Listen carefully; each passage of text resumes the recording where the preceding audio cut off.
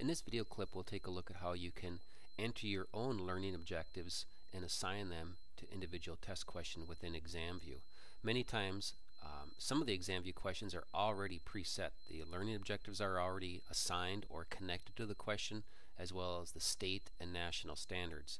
But sometimes if you want to type your own question from scratch, you'll want to connect a learning target or a learning standard or learning objective to that individual question. So that's what we're going to do here in the next couple of minutes. So once you have ExamView open, to do this, to begin the process, just double click on the question that you've created or one that already exists, and it'll bring you to an edit screen where you can edit the question if you'd like. But down here at the bottom left corner there's an info tab, and when you click on the info tab, it'll bring up any content that's already assigned to that question. So in this case, we have a learning objective that's already set up that came from the company.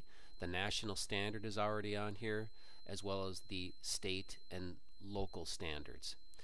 And if this were a question from scratch, your learning objective section here would be blank, as well as the national and state standards. So if you want to type in your own learning objective with this question, you can type in maybe let's call lesson 5.1 adding fractions. And in order to save this, we'll click OK.